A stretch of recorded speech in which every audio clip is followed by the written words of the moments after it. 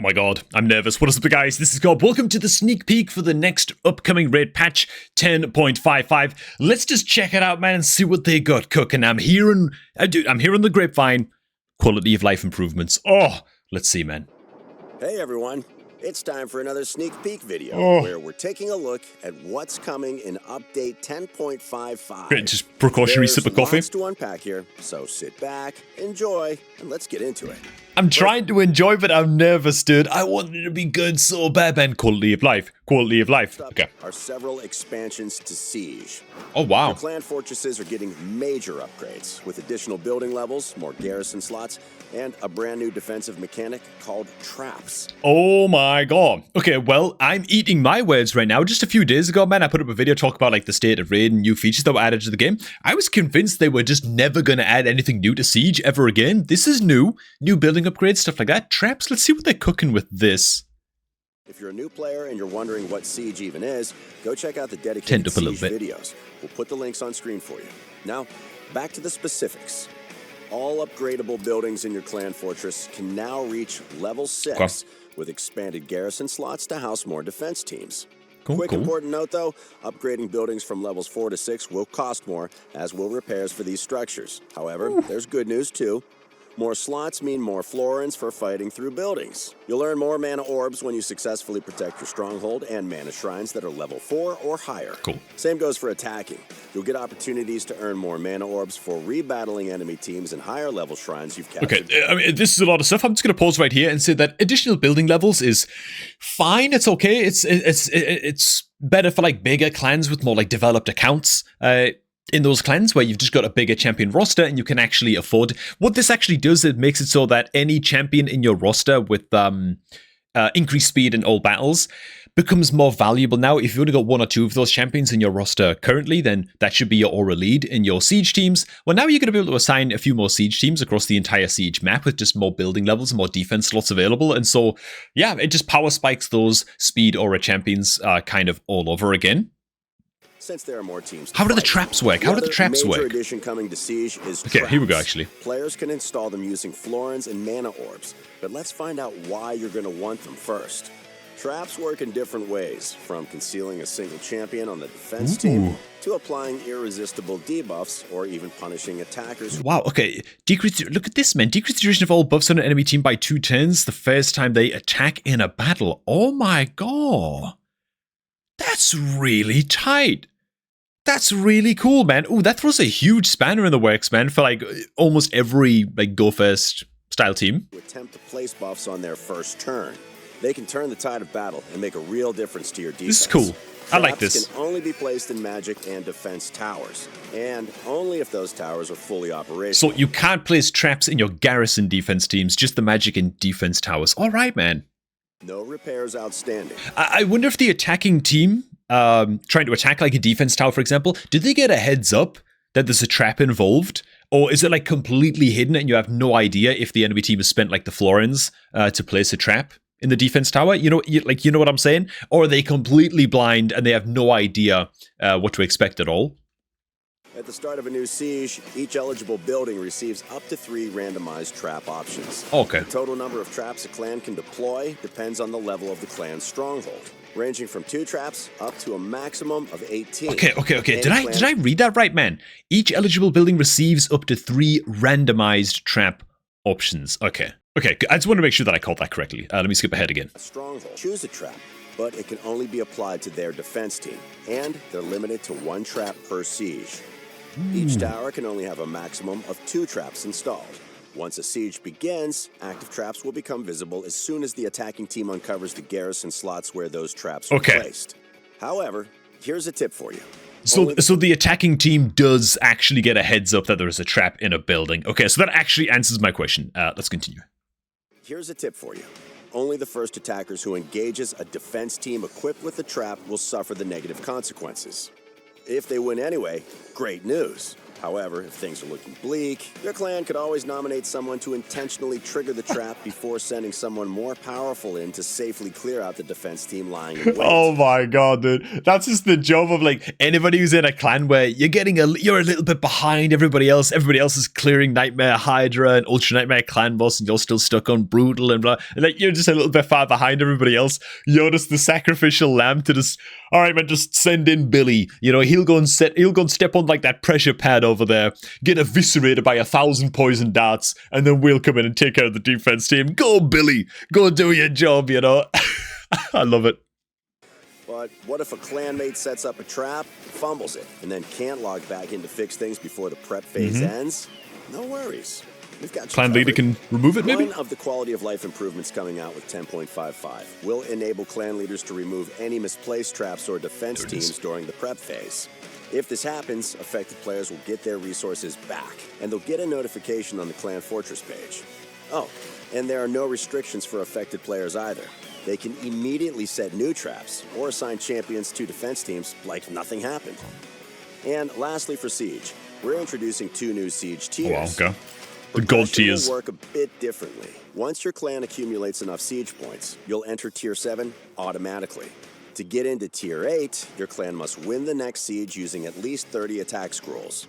If your clan fails on either of these fronts, you'll be demoted back down. Okay, I got to tell you the truth. This is a lot of siege stuff, man. This is a lot of siege stuff. This is going to butcher the watch time of this video because not a lot of people are that interested in siege. But I will say that, again, just a few videos ago, I was talking smack about siege. I actually made like a prediction that we could fast forward in time to like 2028.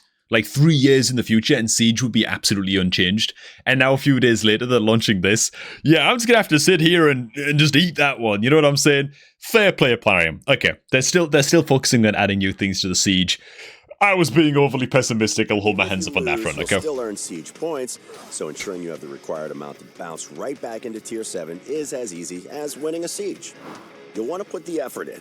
You can get mythical gear rewards, as well as extra clan points, unique avatar frames, and valuable crafting materials to get relics from the clan group. I still feel, I mean, let's be real, Tier 7 Siege group or whatever like this is, we're probably talking about like, I don't know what the percentages are, but probably talking about like a very small percentile of players that are going to be able to actually access these rewards, top performing clans, that kind of thing. Next up, we're talking balance changes to Talaria's newest monstrous foe, the Chimera. Oh my god. Okay, this is going to be big. Chimera balance changes. Hey man, before we get to these, if you're going to start off a new Raid Shadow Legends account, you got to find a place to put this in the video somewhere, man. Then click on my beginner promo link that's down below at the top of the video description box. It's the best beginner promo link in the world. Just use that link to create your new Raid account, man. Free start and legendary on day 1.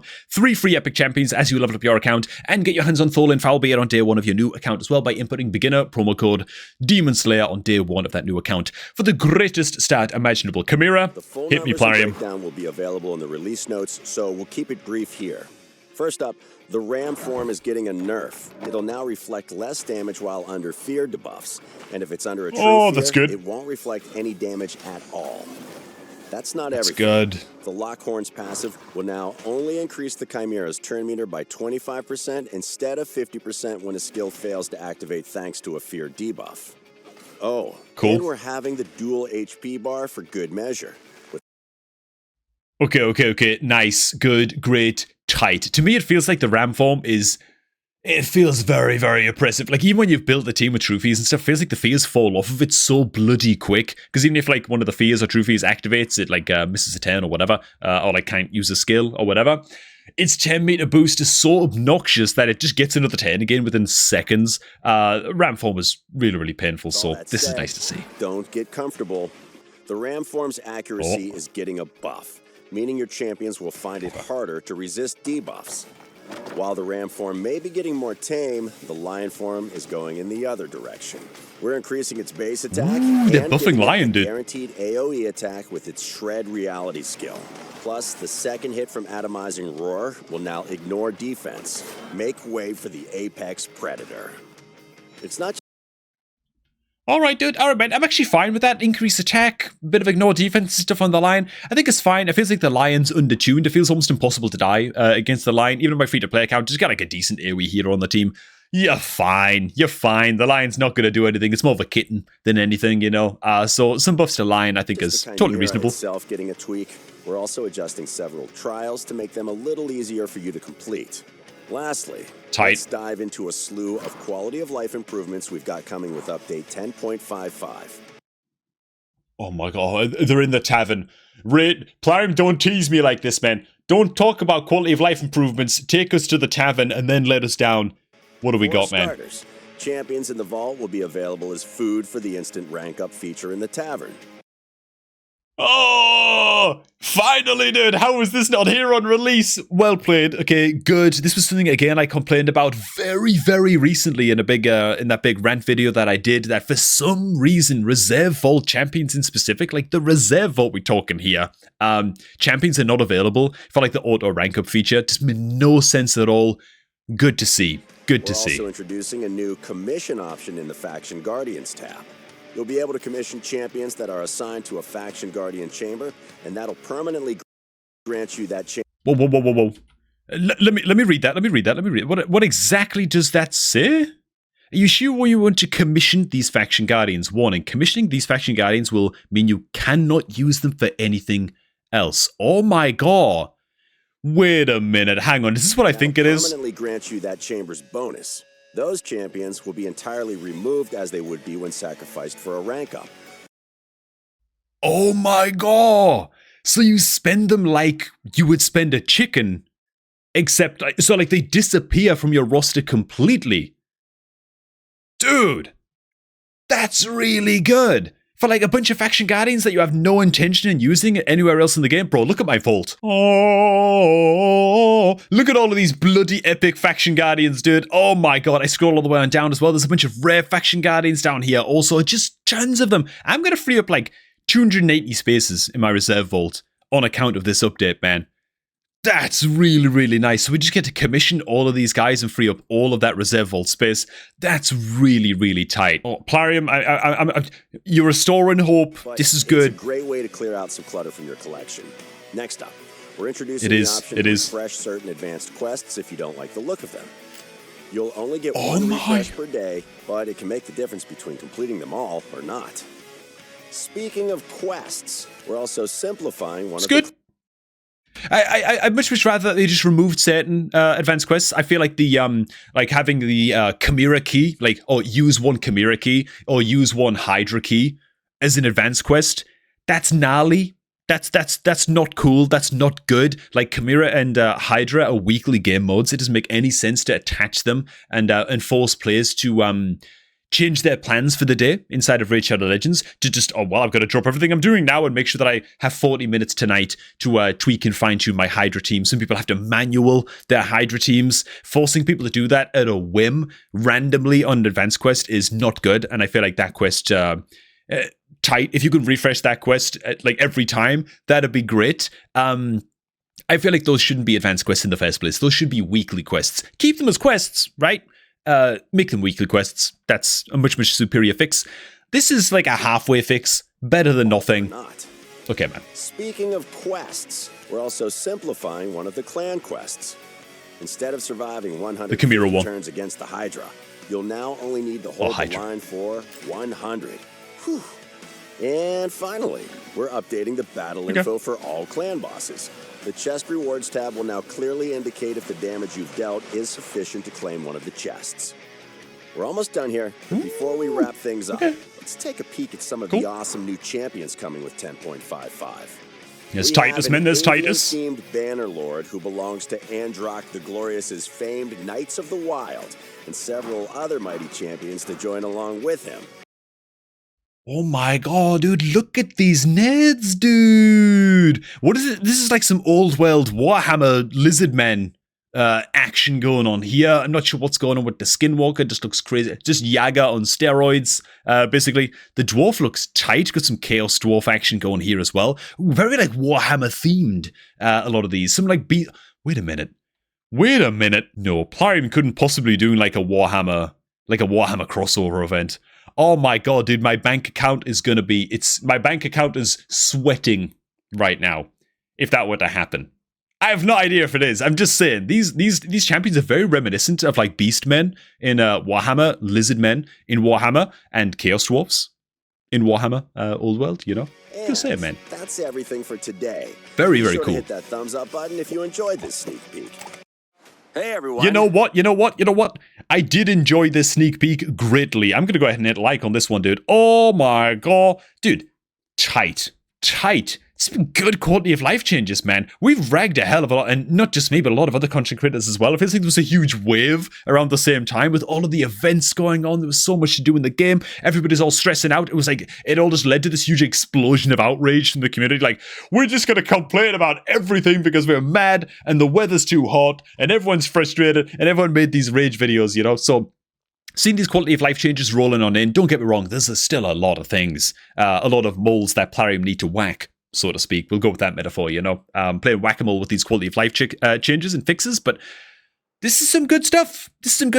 More of this, man. More of this, Plarium. This is actually genuinely very, very good. I've never been so excited to consume 1 billion of my Faction Guardian champions and just get them out of the way in terms of storage, out of sight, out of mind, all of that, you know. The siege changes, we'll see what the siege changes actually look like, of course.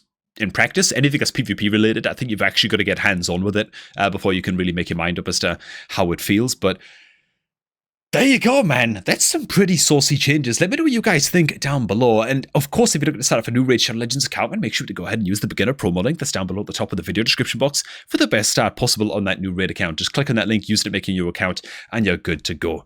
Thanks for stopping by. And I'm going to catch all of y'all in the comment section, man.